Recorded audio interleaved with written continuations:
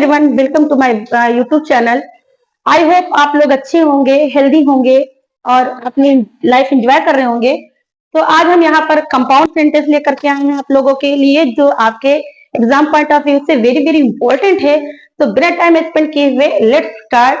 लेकिन अगर आपने मेरी वीडियो पे विजिट कर ही लिया है तो डोंट मिस द वीडियो। चलते हैं।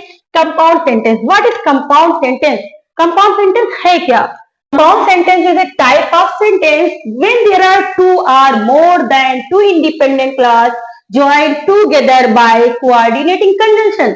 यानी कंपाउंड सेंटेंस होता क्या है? इसमें दो या मोर देन टू, दो या दो से ज्यादा इंडिपेंडेंट क्लास होने चाहिए और ये कोऑर्डिनेटिंग कंजंक्शन से जुड़ा होता है। For example, he went to Agra, he see the Taj, and another sentence is make haste, you will be late। अब हम इन दोनों सेंटेंस को इनको कंबाइन करेंगे कोऑर्डिनेटिंग कन्वेंशन से। Here there is two positive sentence, he went to Agra and another is he see the Taj। यानी इनको हिंदी में कैसे कन्वर्ट करेंगे? वो आगरा गया और उसने ताज देखा।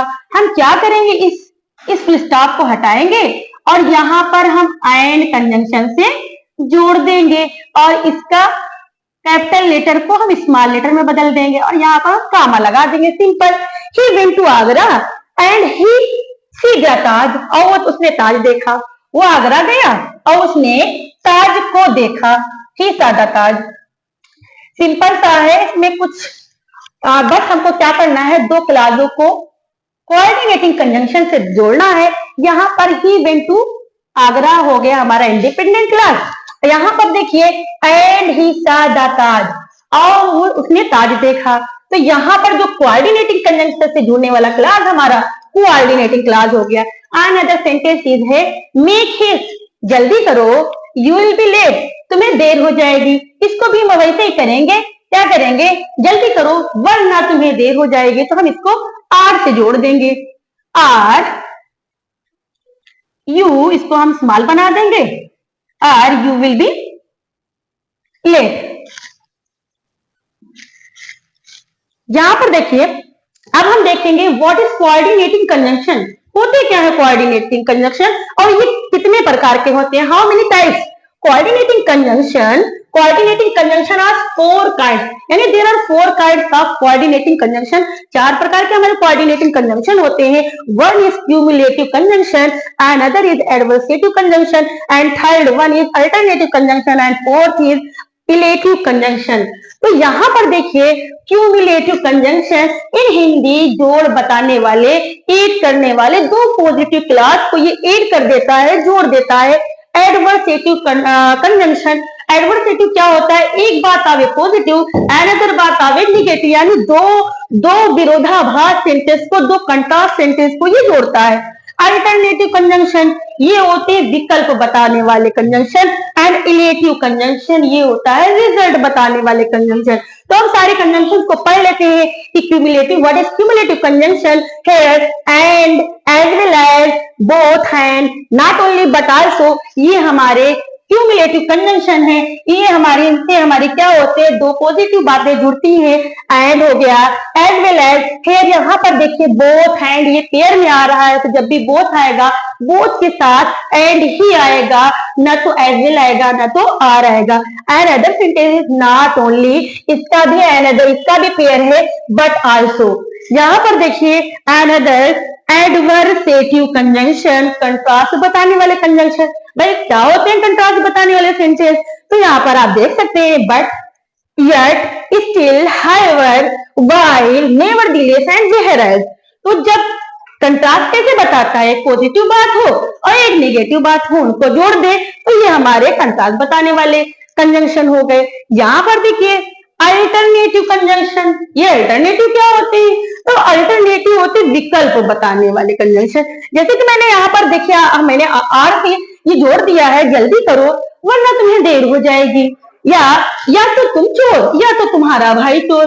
तो यहाँ पर ये क्या करता है? विकल्प बताता है। तो यहाँ पर देखिए आर आ गया, नार आ गया, ये हमारे सिंगल पैरेलल कंजंक्शन हो गए। यहाँ पर देखिए ईदर आर, तो जब भी ईदर आएगा तो उसके साथ आर आएगा ही आएगा, क्योंकि ये पेयर में आते हैं। और ईदर के साथ कभी भी हम नार का यूज नहीं करेंगे। यहाँ पर देखिए अनदर, नीदर, और नीदर के साथ क्या आएगा, नीदर के साथ नार आएगा। यहाँ पर देखिए अदरवाइज एंड एल्स, ये हमारे क्या हो गए, अल्टरनेटिव कंजंक्शन हो गए। And fourth is illative conjunction, जो रिजल्ट बताते हैं वो ये है दस, सो, फार, देयरफॉर और कॉन्सिक्वेंटली। यहाँ पर हमने दो सेंटेंस और लिखे हुए हैं, Rani is intelligent, she is diligent. तो मैंने इसको बनाया है किससे, क्यूमुलेटिव कंजंक्शन से। आप देख सकते हैं यहाँ पर एज वेल एज लिखा है, तो Rani is intelligent as well as diligent. Rani ना ही सिर्फ इंटेलिजेंट है बल्कि वो डिलीजेंट है, यानी रानी के अंदर दो क्वालिटी है, एक तो वो इंटेलिजेंट है, दूसरी डिलीजेंट है। हम इसको बोथ हैंड से भी कनेक्ट कर सकते हैं। देखिए, रानी is both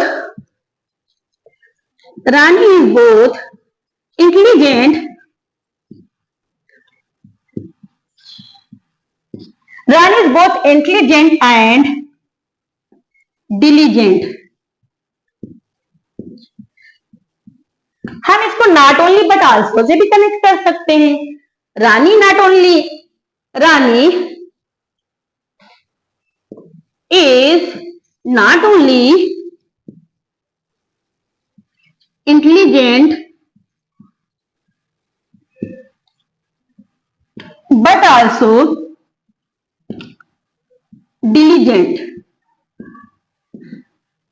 तो आप देख सकते हैं कि बहुत ही आसानी से हमने यहाँ पर क्यूमुलेटिव कंजंक्शन से यहाँ पर एक ही सेंटेंस को मैंने दो तीन तरीके से जोड़ दिया है। और हम यहाँ पर देखिए, हम इस सेंटेंस को एंड से नहीं जोड़ सकते, या अगर हमें एंड से जोड़ना हो तो हमें दो सब्जेक्ट और दो प्रीडिकेट देना होगा, क्योंकि कंपाउंड सेंटेंस में क्या है, दो इंडिपेंडेंट क्लास प्लस दो या दो से ज्यादा इंडिपेंडेंट क्लास होना चाहिए, साथ साथ में कोऑर्डिनेटिंग कंजंक्शन से जुड़ा होना चाहिए। और अगर हम यहाँ पर देखिए रानी सिर्फ ओनली वन सब्जेक्ट है, या तो हम इस दूसरे वाले सब्जेक्ट को भी दिखाएंगे तभी वो एंड से कंपाउंड सेंटेंस बनेगा। यानी एंड से बनने के लिए दो सब्जेक्ट दो वर्ब होने ही चाहिए, अदरवाइज आप अगर दो वर्ड को एंड से जोड़ रहे हैं तो सिंपल बन जाएगा। हम आपको बना करके दिखा रहे हैं, रानी is intelligent but and diligent। आप देख सकते हैं यहाँ पर only one subject and only one verb, सिर्फ एक ही सब्जेक्ट एक ही वर्ब आया है, यानी we have only one class. और जब भी हमारे पास एक ही सब्जेक्ट एक ही प्रीडिकेट होता है तो वो सिंपल सेंटेंस कहलाता है। तो यहाँ पर देखिए एंड से सिर्फ हमारे दो वर्ड जुड़ रहे हैं। यहाँ पर हमें क्या करना चाहिए, एंड से हमें जब तक दो सब्जेक्ट एंड दो वर्ब नहीं मिलेगी वो कंपाउंड सेंटेंस नहीं कहलाएगा। This is simple sentence, this is called simple sentence. पर हम पढ़ रहे हैं कंपाउंड सेंटेंस, और मैंने यहाँ आपको डिफिनेशन बताई है कि in compound sentence there are two or more than two independent clause joined by coordinating conjunction. और आपको हमने कोऑर्डिनेटिंग कंजंक्शन भी अभी तक के बताया है। तो चलिए हम और कुछ सेंटेंस देख लेते हैं।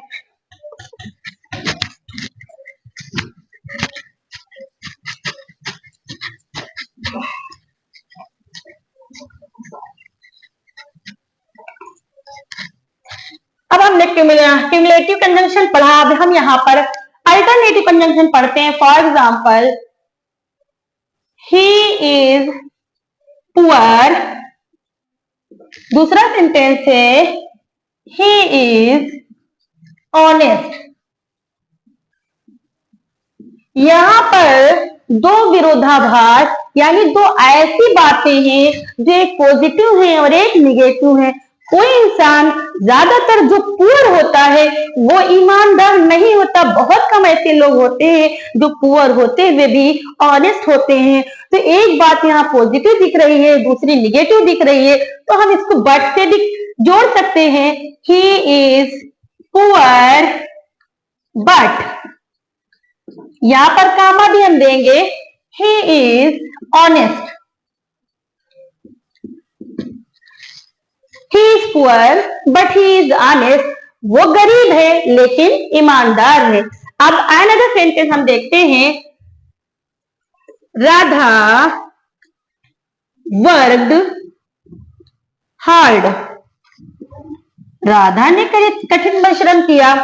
Another sentence is she failed, दूसरा सेंटेंस हमें क्या मिल रहा है, राधा ने कठिन परिश्रम किया, Radha worked hard, Radha is hard working, Radha क्या है, ये बहुत ही हार्ड वर्किंग गर्ल है। उसका उसमें रिजल्ट क्या मिलना चाहिए कि उसको पास हो जाना चाहिए, उसको सक्सीड होना चाहिए, बट उसे कौन सा रिजल्ट मिल रहा है, निगेटिव रिजल्ट मिल रहा है। तो यहाँ पर क्या है, कंट्रास्ट बताने वाला है। तो कंट्रास्ट को हम किससे जोड़ लेते हैं, या तो एट से जोड़ लेते हैं, स्किल से जोड़ लेते हैं। तो हम इसको एट से भी जोड़ सकते हैं, स्किल से भी जोड़ सकते हैं। Radha worked hard still she failed, या हम इसको यट से भी जोड़ सकते हैं, जहां पर हमने स्टिल का यूज किया है वहां पर हम यट का यूज भी कर सकते हैं, यहाँ पर हायर का भी यूज कर सकते हैं। एंड अदर सेंटेंस इज, अब हम लेते हैं रन फास्ट, जल्दी दौड़ो, you will miss the train, you will miss the train. या हम दूसरा सेंटेंस तरीके से भी ले सकते हैं, run fast you will not catch the bus, जल्दी दौड़ो नहीं तो तुम बस को कैच नहीं कर पाओगे, बस को पकड़ नहीं पाओगे। या हम इसको ऐसे भी कह सकते हैं, रन फास्ट जल्दी करो नहीं तो तुम अपनी ट्रेन मिस कर दोगे। तो हम इसको कैसे जोड़ लेंगे, अन्यथा या तो हम इसको आर से जोड़ लेते हैं, आर से कनेक्ट कर लेते हैं, आर से ऐड कर लेंगे, या हम इसको अदरवाइज से भी ऐड कर सकते हैं। तो यहाँ पर क्या है, run fast otherwise you will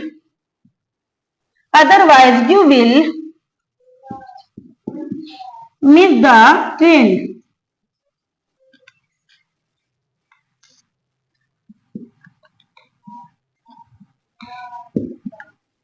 miss the train,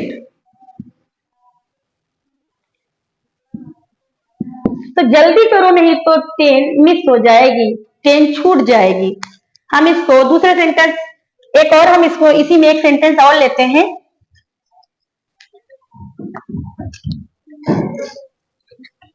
I was ill, another sentence is I could not attend the class, मैं बीमार था इसलिए मैं क्लास को अटेंड नहीं कर पाया।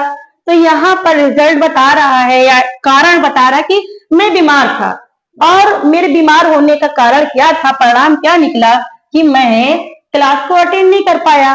तो हम इसको सो से भी कनेक्ट कर सकते हैं, I was ill so I could not attend the class. तो आज के लिए इतना ही, हम आपके नेक्स्ट वीडियो में मिलते हैं। थैंक्स।